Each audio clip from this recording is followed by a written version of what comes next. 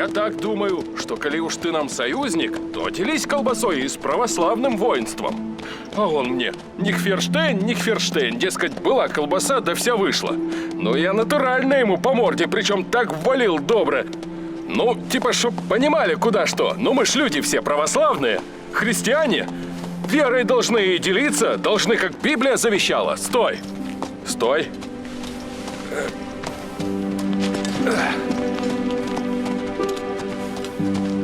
Пошли, моя хорошая. Широкий Рейн отделял русскую армию от пределов Франции. Прошел год с тех пор, как наполеоновские полчища были изгнаны из России. Вновь стояла зима. Пелена снега скрывала противоположный берег реки, куда предстояло переправиться солдатам русской армии. Тысячи верст отделяли их от родины, а война вела их все дальше. Ваше благородие, а? Чего тебе, Самойлов? А до Парижу-то тут далеко?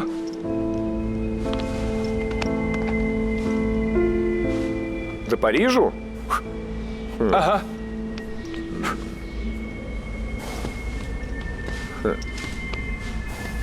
А хрен его знает, Самойлов. Пойдем. Матвей! А! Что, Трофим? На! Голодающий! Ха! Фу, спасибо.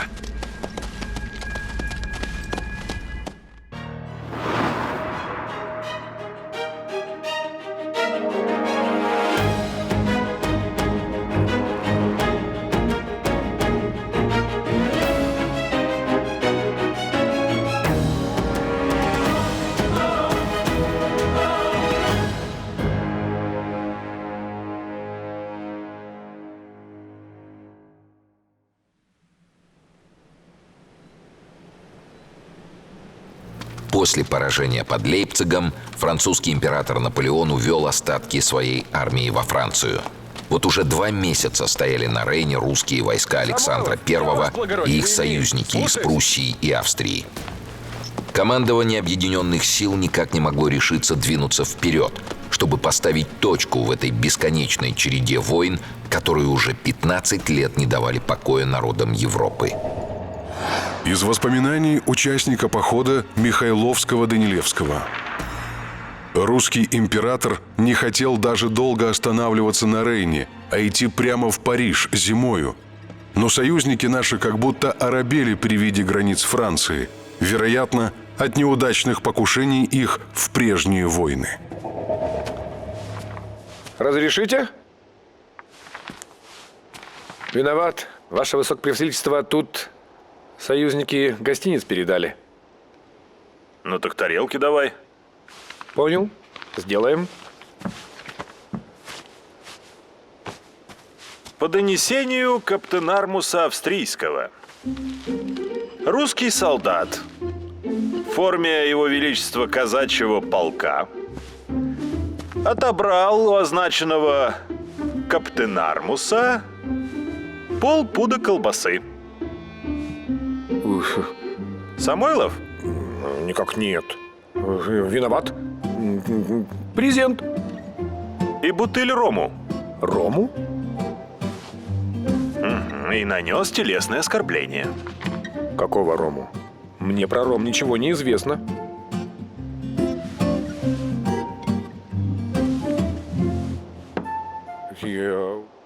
Это не тот. Бокалы давай.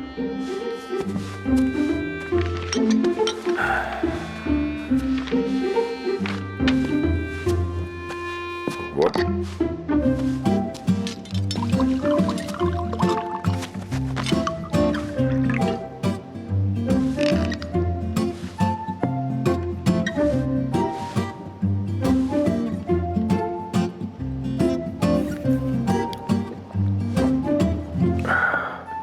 Благодарю, ваше высокопревосходительство. Вот сейчас бы Бонапарта вот взять и додавить бы. А то ведь уже который день без сухарей да без мяса. Пока до Парижа дойдем, так и с голоду помрем. Ага. С Самойловым не помрем. Австрийцы да прусаки свои фурштаты освободили и думают, что все сделано. Неохота им за Рейн-то идти. Этих жизнь ничему не научит. Почитай, вернись мы сейчас домой. Сызнова под Бонапарта не пройдет и годы лягут. А ныне себя уже победителями почитают. А что же наш царь-батюшка-то, а?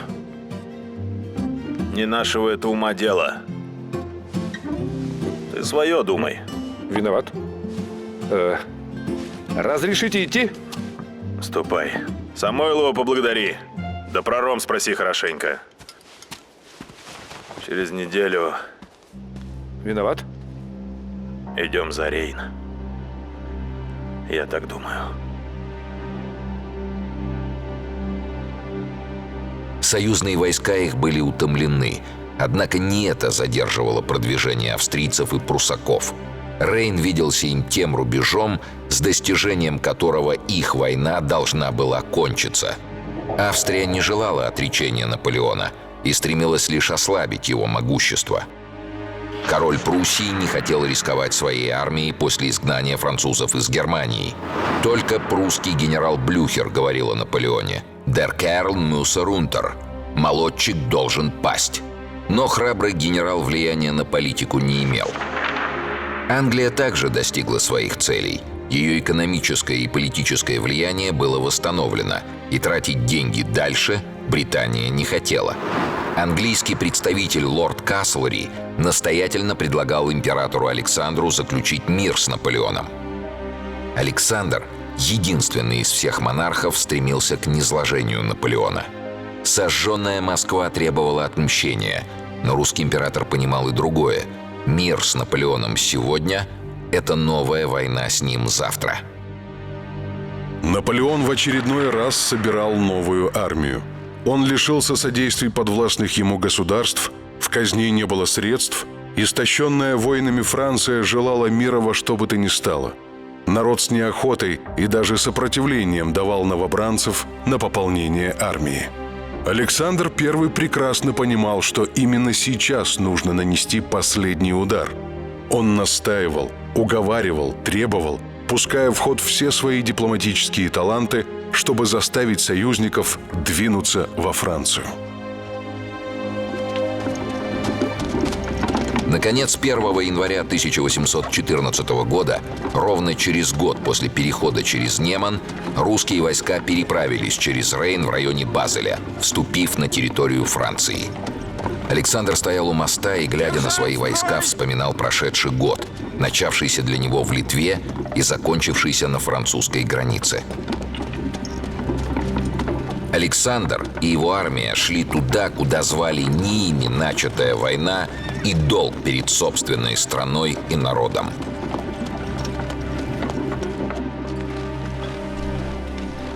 Муки возьми, да расписку оставь. И гляди там у меня. Все сделаем, ваше благородие. Вы же меня знаете. Ну как ты кобылу запрягаешь, а? Ну? Здравия желаем, станишники. А что, овса горсть не сыщется? А ты узду надень, да под седло. А то от овса брюхо вздует. Да не мне. Куда мы им копытом под седло? А для Васьки нашего. Вон она. Нам сухарей да мяса вчерась выдали. Так он же нашего кавардаку есть не станет. Хорош, гренадер, хорош. Откуда же у вас такая кавалерия? С самих родных гор с нами. Примкнул бедолага и шагает. Ну, вроде как собачонка. И как это вы его до сих пор не съели? Ваше благородие. Да как же это? Да и куда его есть? Козла-то. Жилы одни по военному времени. Пущай государю послужит. А ну не болтать мне. Самойлов, выдай им охапку сена да овса. Овса. Козлу. Нету. Поговори мне. Рому тоже не было. Эх ты, братец. Да ведь это же само немецкий козел. Союзник ничем не хуже австрияка. Это, брат, политика. О, ибо союз – это нерушимая рать на главу супостата. И против него восстает всякая тварь, разумная и бессловесная, дабы изловить врага рода человеческого. Изловить. Непременно изловить. Бонапартия. А как же? На то мы и состоим, на царской службе. Ну, изловить это по-нашему.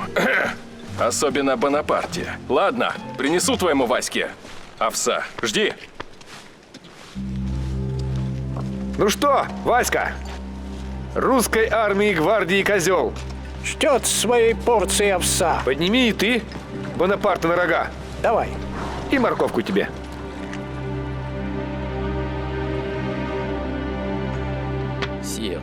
Сир, неприятельские армии 1 января перешли через Рейн, и нашествие развивается по Эльзасу и Франш-Конте. Веллингтон на юге из Испании перешел через Пиренеи и вторгся в Южную Францию.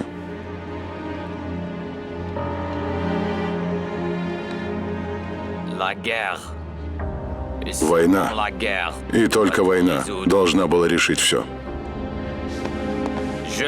Я выезжаю к армии.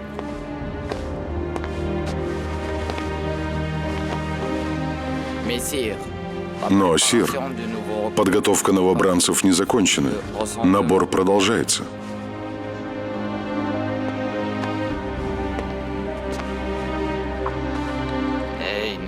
Ней.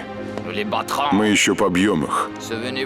Вспомните себя под Красным и на Березине, под Люценом и Дрезденом.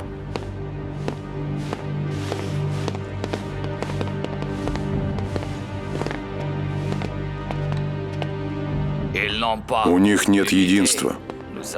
Мы разобьем их по частям.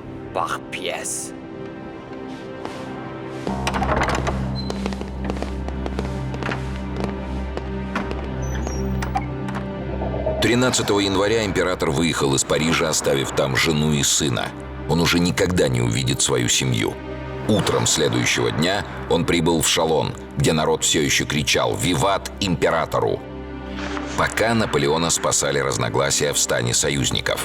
Австрия, не заинтересованная в дальнейших сражениях, через Шварценберга сдерживала продвижение Соединенной армии. Но прусский фельдмаршал Блюхер, как и Александр I, стремился на Париж, и основные сражения развернулись между Наполеоном и Силезской армией Блюхера. Шварценберг и его главная армия ограничивались вспомогательной ролью. Все русские части были распределены между этими соединениями, подчиняясь иностранным главнокомандующим. Против более чем 200 тысяч войск союзников Наполеон имел около 70 тысяч солдат, которые старались по мере сил задержать противника. Казалось, эта борьба изначально была обречена на поражение, но время показало, что положение французов вовсе не безнадежно. Союзные части были вынуждены останавливаться на зимние квартиры, защищать дороги и блокировать множество французских крепостей. Это распыляло силы, и когда дело доходило до сражения, оказывалось, что из всей огромной массы войск французам противостоят лишь отдельные корпуса. Маршалы, зная соотношение сил, не очень верили в победу. Наполеон же был бодр и оживлен, стараясь вдохнуть эту бодрость и в солдат, и в маршалов. Император решил атаковать Силезскую армию Блюхера, хотя и слабейшую, но более опасную. 29 января произошло сражение под Бриеном. 40 тысяч солдат союзных войск против 30 тысяч Наполеона. Противники потеряли по 3000 человек. Блюхер отступил и соединился с войсками Шварценберга. 10 февраля под Шампобером 30-тысячная армия Наполеона атаковала русский корпус генерал-лейтенанта Алсуфьева, который имел всего 3700 человек. Первые атаки французов были отбиты, но силы были слишком неравны. Русский корпус расстрелял все боезапасы и был окружен, потеряв убитыми и пленными около 2000 человек. Часть солдат смогла вырваться из окружения, но раненый Алсуфьев попал в плен. Алсуфьев Захар Дмитриевич, генерал-лейтенант. Участник всех военных кампаний против наполеоновской Франции. Герой Бородинской битвы и всех крупных сражений против Наполеона. Неоднократно ранен. Под Шампобером пытался вырваться из окружения, но получил штыковое ранение и попал в плен. Освобожден через несколько недель после взятия Парижа русскими войсками. После первых успехов Наполеон был в прекрасном расположении духа. Перед маршалами опять был генерал Бонапарт, молодой герой Италии и Египта, который поддерживал дух командования, вселял бодрость в солдат и успокаивал министров. На другой день он повернул к Монмиралю, где стояли русские и прусаки. Битва закончилась блестящей победой Наполеона. Союзники потеряли 8 тысяч человек. Наполеон – меньше 1000. У шато Тьерри, где стояло около 18 тысяч прусаков и около 10 тысяч русских, французская армия уничтожила около 3000 человек, потеряв всего 600.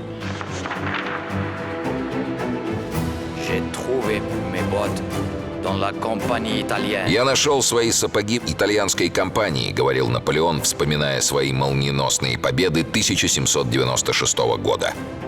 Невероятно, но с 10 по 14 февраля в течение 5 дней он провел 4 победоносных сражения, одержав 4 блестящих победы. Армии Блюхера грозило полное уничтожение, и он был вынужден соединиться с главной армией Шварценберга. Первый поход на Париж провалился. Вот так-то, Самойлов. Ваше благородие! Самойлову отдай. Это что? Как что? Вино. А рому нету? Так ведь разбилось же! Карпов, ты что ли? Здравия желаю, ваше высокопревосходительство! Что это с тобой, ранен? Да так, ерунда. Саблей зацепила. А Самойлу что? Пуля в плечо на вылет. Да, оклемается. Вот лошадь жаль только убила. Так рому ему дай. Да не было рому! Ваш высок... Бутылка разбилась! Ну, коль врет, оклемается. Михайлов, прикажи казакам выдать водки, догоняй.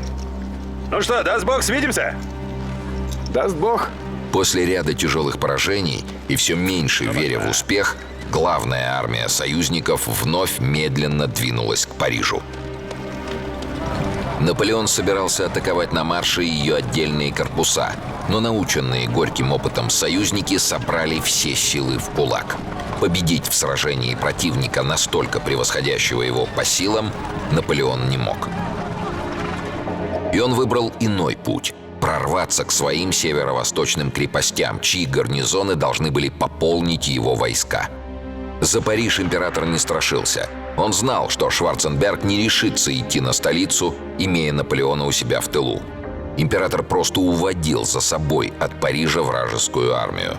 Он двинулся на северо-восток, вдоль долины реки Об, через городок Арси-Сюроб. 20 марта французы столкнулись с войсками Шварценберга и после сражения перешли за реку Об. Пока план Наполеона удавался, Шварценберг повернул свои войска за ним.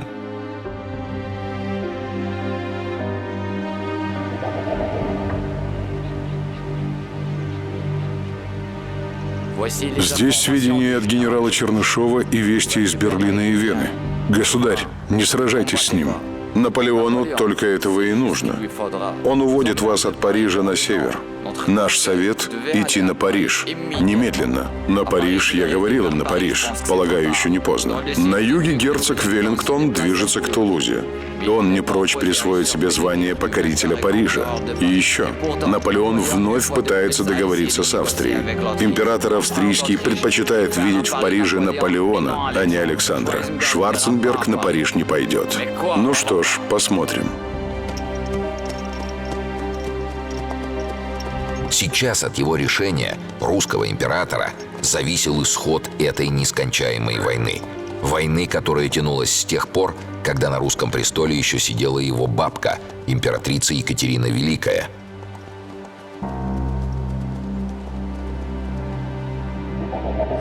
12 марта Александр I объявил о бесповоротном решении – идти на столицу Франции. Шварценберг преследовал отступающего Наполеона, который все дальше уводил союзников от Парижа. Русский император догнал Шварценберга и короля Пруссии и изложил им свой план. Александр спросил прусского короля Фридриха Вильгельма, помогут ли пруссаки ему в этом намерении. Когда король согласился, Александр обратился к Шварценбергу. Шварценбергу не оставалось ничего, как согласиться. Он тут же послал приказ идти на Париж. Чтобы ввести Наполеона в заблуждение, вслед французским войскам направили кавалерийский отряд генерала Винценгероде. Генералу приказали высылать вперед команды, будто бы для заготовления квартир союзным монархам, чтобы ввести Наполеона в заблуждение и уверить его в том, что союзники идут по пятам императора. Тем временем союзная армия готовилась нанести решающий удар. 15 марта армии Блюхера и Шварценберга повернули на Париж. При селении Фер-Шампенуаз союзная кавалерия встретила корпуса маршалов Мармона и Мортье и большой отряд национальной гвардии, которые спешили на соединение с Наполеоном. После сражения французы отступили к Парижу. Лишь через 2 недели, 27 марта, Наполеон узнал о том, что враг двинулся на столицу. Император находился в городке Сен-Дизье, в 180 километрах от Парижа.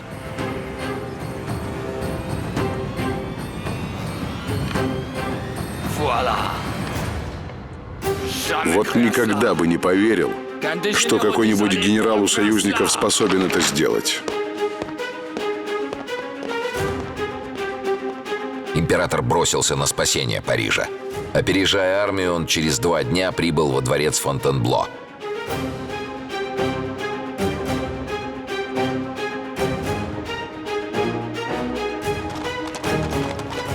От столицы его отделяло 50 километров. К 5 апреля Наполеон рассчитывал иметь в своем распоряжении 70 тысяч человек и с ними двинуться на защиту города. Но было слишком поздно.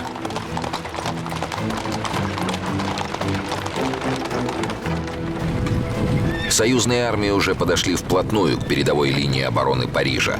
Около 100 тысяч солдат, из них 63 тысячи русских, готовились к штурму. По разным данным, у французов в Париже было до 26 тысяч регулярных войск и от 6 до 12 тысяч ополченцев Национальной гвардии. Нехватка войск частично компенсировалась высоким боевым духом защитников города и их надеждой на скорое прибытие Наполеона с армией.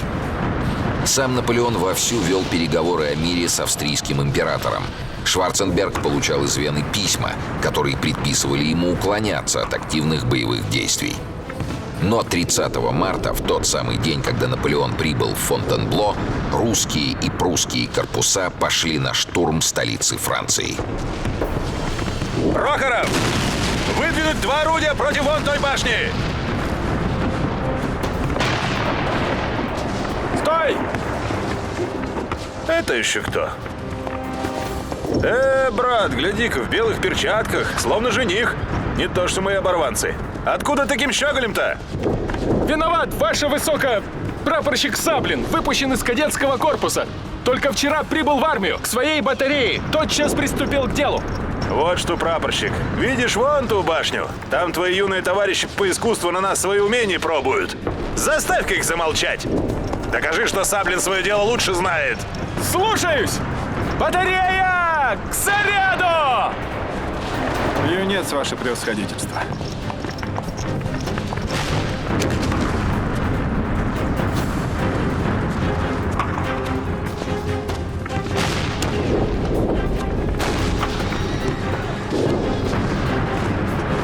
Фейерверкер! Пли!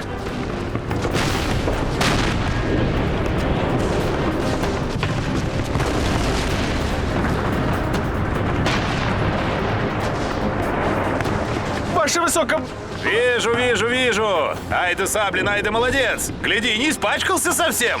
Прохоров, теперь прусаки. Ну что, орлы немецкие? Гвардия, вперед! Ермолов с гвардией захватил господствующие над Парижем высоты и установил там батареи. Прусские гвардейцы понесли большие потери, и Ермолов шутил, что он пруссаков вывел в расход. Шутка эта показалась не очень смешной прусскому королю, и Ермолов, вопреки ожиданиям, так и не получил прусский орден Черного Орла, который ему сулили. Но зато действия генерала оценил русский царь. вручив ему орден Святого Георгия второй степени. За всю историю этого ордена вторая его степень вручалась всего 125 раз. Ермолову Александр поручил написание манифеста о взятии неприятельской столицы. Судьба Парижа, казалось, была предрешена. К 5 часам дня командующие обороной Парижа маршалы Мармон и Мортье отправили к русскому императору парламентеров. Именно Мортье был губернатором Москвы во время ее оккупации Наполеоном. Именно он отдал приказ о взрыве части Кремлевской стены. Теперь ему предстояло уберечь от разрушения свою столицу. Маршалы все еще надеялись на подход Наполеона с армией и всеми силами стремились оттянуть начало окончательного штурма. В ход были пущены все средства, чтобы отложить сдачу города. Один из французских парламентеров передал Шварценбергу письмо от Наполеона. В нем Бонапарт извещал фельдмаршала о том, что уже договорился о мире с австрийским императором и призывал австрийские войска прекратить боевые действия. Они надеются на своего императора и мир с австрийцами. Сейчас или никогда. Сдача города со всем гарнизоном. Это мое последнее слово.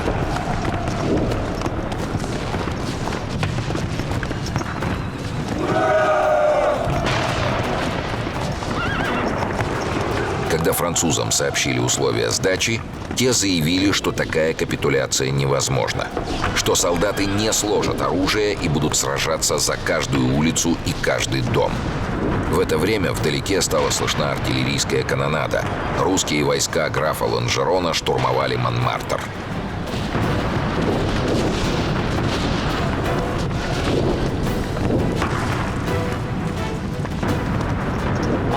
Довольно слов, господа. Я прикажу остановить сражение, если Париж будет сдан. Иначе к вечеру не узнают место, где была столица.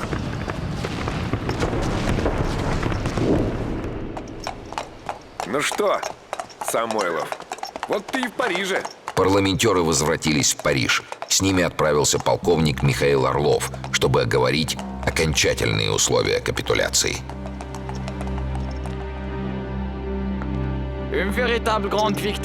Подлинно прекрасная победа. Раздавить 30 тысяч храбрых французов с соединенными силами целой Европы. Послушайте, не сердитесь на нас слишком за нашу вежливость. Мы хотели бы во что бы то ни стало отдарить вас за посещение, которым вы удостоили нас точно в том же сопровождении. Жителей Парижа охватил ужас. Зная о судьбе Москвы, они опасались, что их столицу ждет та же участь. Но любопытство пересиливало страх. Парижанам настолько не терпелось увидеть своих врагов, что они толпами стремились на Монмартр, чтобы взглянуть на русских. В это время в Париж прибыл дивизионный генерал Жюрарден с приказом от Наполеона взорвать огромный Гринельский пороховой склад в Париже. От этого взрыва едва не половина города с его памятниками могла попросту взлететь на воздух. Командующий пороховыми запасами Парижа полковник Лескур, услышав этот приказ, не поверил своим ушам. Он потребовал письменного приказа, заверенного императором. Не получив ответа, Лескур решил приказ не выполнять. Впоследствии за спасение Парижа Александр I наградил Лескура алмазными знаками ордена Святой Анны. В 2 часа ночи капитуляция была подписана. Французским войскам разрешалось беспрепятственно покинуть город до 7 часов утра с оружием и артиллерией, оставив в неприкосновенности все военные арсеналы. Поздравляю вас! Ваше имя связано с великим событием. Орлов Михаил Федорович, внебрачный сын одного из знаменитых братьев Орловых, фаворитов Екатерины II. Участник многих военных кампаний, сражался под Смоленском и при Бородине, а затем в партизанском отряде Дорохова. За подписание капитуляции Парижа получил звание генерал-майора. один из основателей преддекабристской организации «Орден русских рыцарей».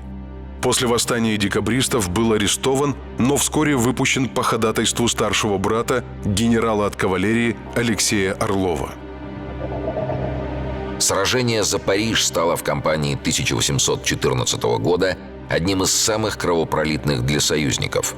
За день боев они потеряли более 8 тысяч солдат, из них более 6 тысяч русских. Тем не менее, войскам был отдан строжайший царский приказ – обходиться с жителями как можно дружелюбнее и побеждать их более великодушием, нежели мщением, отнюдь не подражая примеру французов в России.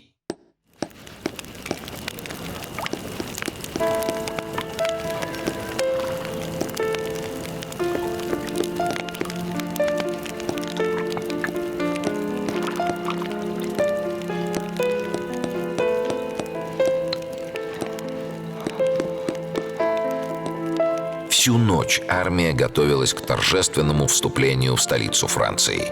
Многие из этих солдат, офицеров и генералов воевали с французами еще во времена Суворова. Здесь были те, кто помнил поражение под Аустерлицем, те, кто защищал Смоленск и стоял насмерть. От самых стен сгоревшей Москвы они гнали врага через всю Европу и, подарив свободу ее народам, заканчивали свой великий поход в поверженном Париже. В истрепанной одежде и стоптанных сапогах они мало годились для парада. Войска Раевского в мундирах, снятых с убитых неприятелей, более походили на французов. В частях Евгения Вюртембергского, которые первыми ворвались в Париж, едва нашлось 1000 человек, прилично одетых и обутых. Но солдаты чистили оружие, мелом натирали ремни и зашивали кители, порванные французскими штыками. 1200 километров от Немана до Москвы, более 3000 километров от Москвы до Парижа, пешком, сквозь огонь сражений, атакуя и отступая, по пыли, грязи и снегу. Они сменили не одну пару сапог и теперь ваксили и чинили свою разбитую в прах обувку.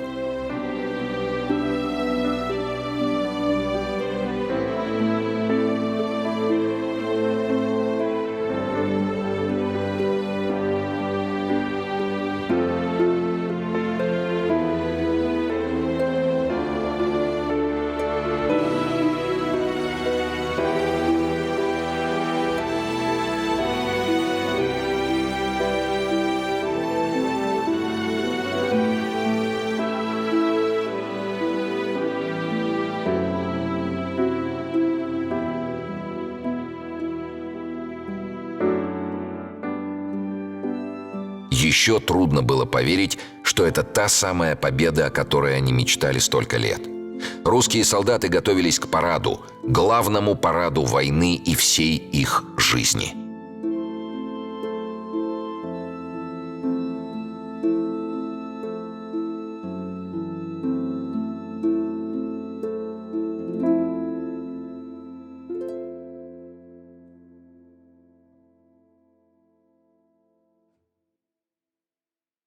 Не очень торопившиеся к Парижу австрийцы неожиданно полезли вперед, настаивая, чтобы именно они первыми вошли в столицу Франции.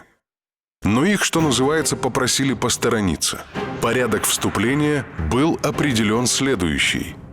Первой шла прусская гвардейская кавалерия, затем русская легкая гвардейская кавалерийская дивизия, австрийская гренадерская бригада, затем русские войска.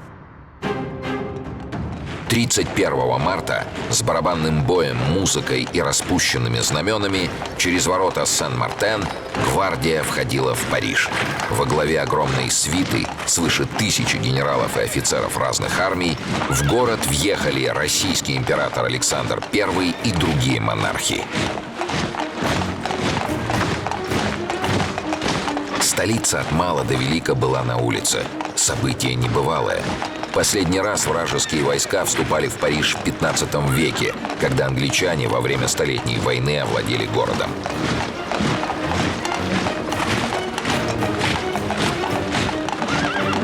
Теперь же бывших врагов встречали словно своего императора. Тысячи парижан восхищались блестящим видом российской гвардии и красавцев-офицеров. Нельзя было сказать, что еще вчера они были в огне и пороховом дыму. Француженки выглядывали из окон, посылали из толпы воздушные поцелуи, подбегали к офицерам и просили уступить им на минутку лошадь, чтобы увидеть русского императора, спрашивая, каков он.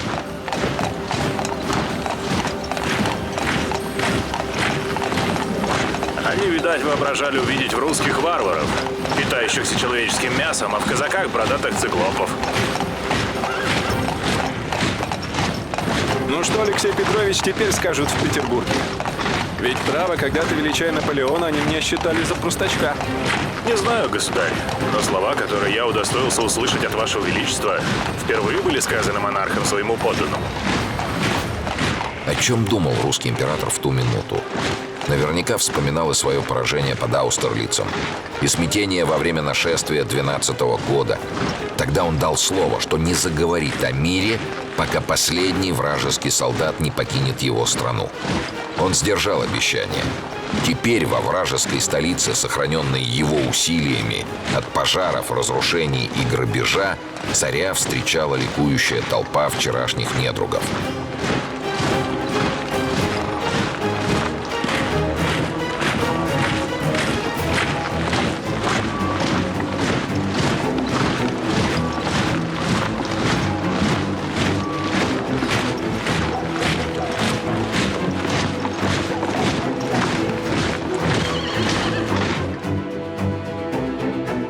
Такого ли восторженного приема ждал в покоренной Москве Наполеон? Но Москва встретила его огнем. Русский царь и его армия отомстили за свою древнюю столицу милосердием и великодушием. В течение 4 часов Александр принимал парад союзных войск, после чего пешком отправился в дом бывшего министра иностранных дел Франции Толейрана на совещание с тем, чтобы наметить переход к новой власти. Русский император решил довести дело до конца и заставить Наполеона отречься от престола.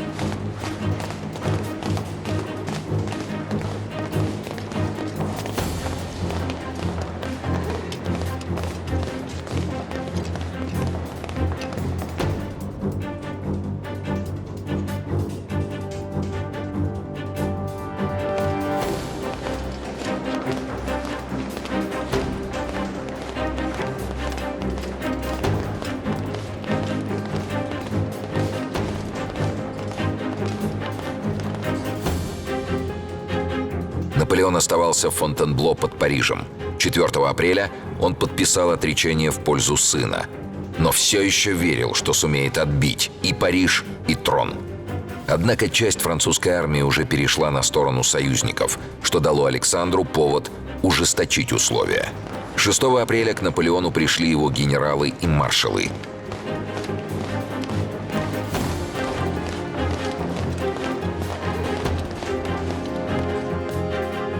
Бывшие соратники, которые теперь были готовы отречься от него. Бертье, Макдональд, Калинкур, Ней,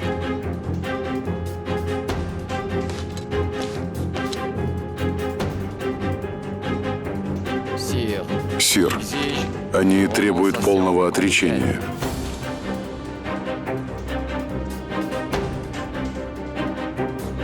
Ней, мы должны идти на Париж. Сейчас. Мы их разобьем.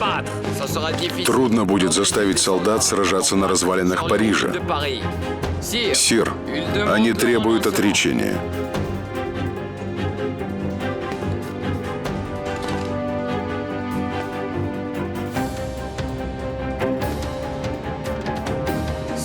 Если только я препятствие миру моего народа, то я готов отречься.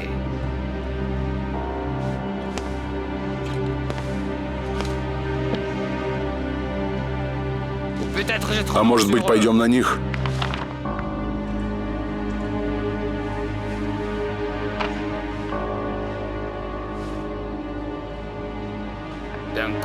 Мы их разобьем.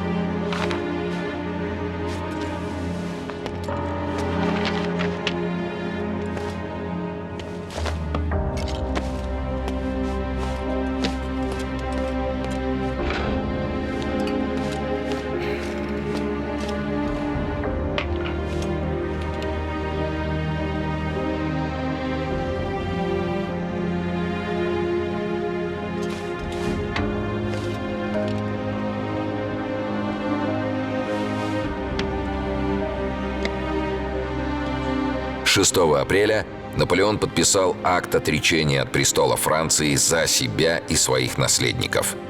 В тот же день французский сенат провозгласил королем Людовика XVIII, брата казненного во времена революции короля Франции.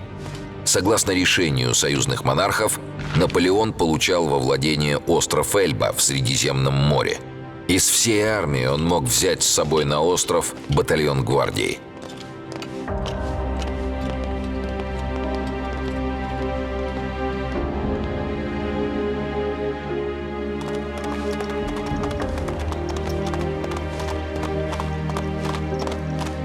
К 11 апреля его оставили все.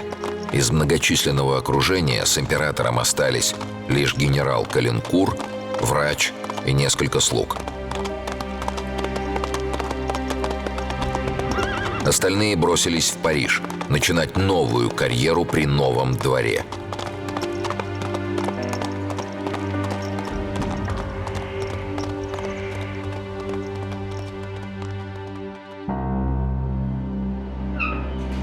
Во дворце Фонтенбло собирались к отъезду.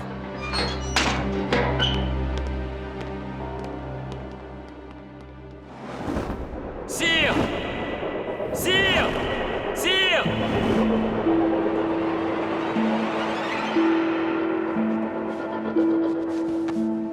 Сир! Au secours! Сир! Сир! Сир! Сюда, на помощь! Этот яд приготовил ему доктор Юван в тот день, когда в России под Малоярославцем император едва не попал в плен к русским казакам. Яд не подействовал. По-видимому, он разложился под воздействием времени. —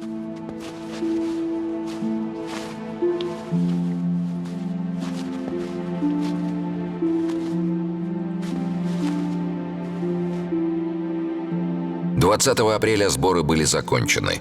Наполеон пожелал проститься с гвардией. Солдаты взяли на караул, и знаменосец генерал Пяти преклонил знамя старой гвардии к его ногам. Эти солдаты прошли с ним все войны и все сражения эпохи. Горы Италии, поля Австрии и снега России. Они были готовы, не раздумывая, отдать за него свою жизнь. И не раз доказывали это на деле. А он, заботясь о них как о своей семье, не раз бросал их в огонь, зная, что они вновь принесут ему победу. Теперь эти усатые великаны плакали, как дети.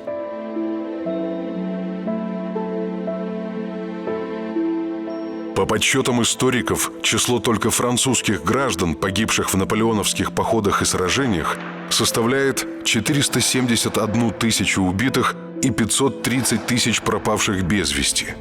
Сюда не вошли тяжело раненые, умершие не на поле боя, а позже в военных госпиталях.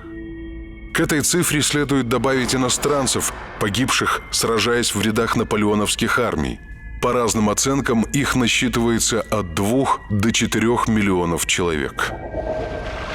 16 апреля Наполеон вступил на борт английского фрегата «Неустрашимый» и направился на остров Эльба.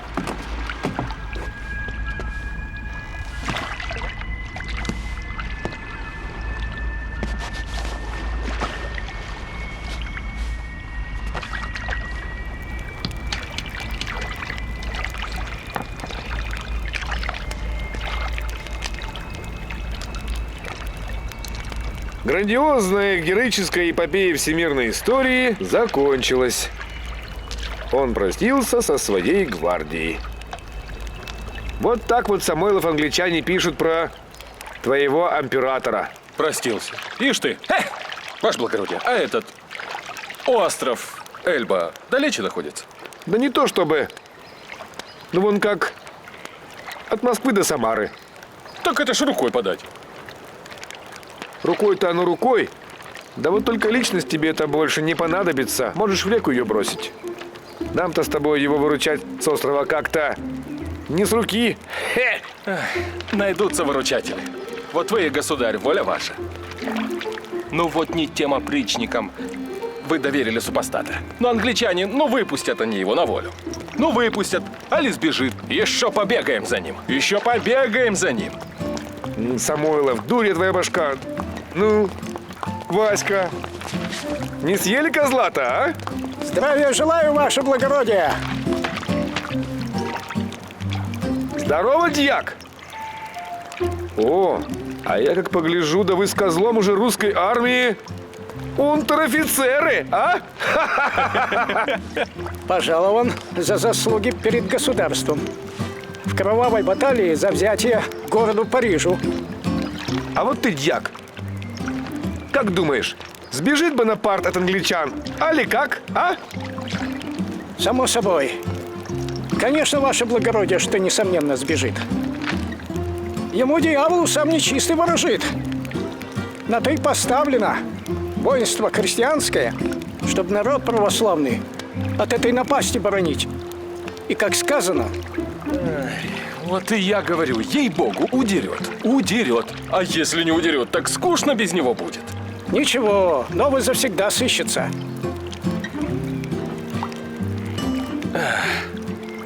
Такого сыщи.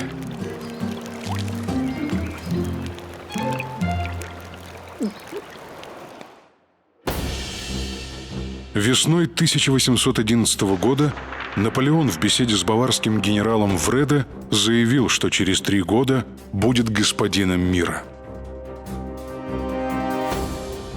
3 мая 1814 года, ровно через 3 года после знаменательной беседы, несостоявшийся господин мира направлялся, как говорили, в почетную ссылку. В его распоряжение был отдан остров в 300 квадратных километров с 3 небольшими городами, населенный 3000 жителей. Наполеону разрешили взять с собой 3 генералов и батальон гвардии. Он был объявлен императором острова, и ему даже разрешили держать личную охрану. Тем не менее, остров постоянно контролировался британскими военно-морскими патрулями. В Европе аристократия праздновала победу, а монархи и дипломаты готовились к подписанию нового мира, к новому разделу Европы, к прибытию нового короля Франции. В английском языке даже появился палиндром, фраза, которая читается одинаково в обе стороны. «Мог я все, прежде чем увидел Эльбу».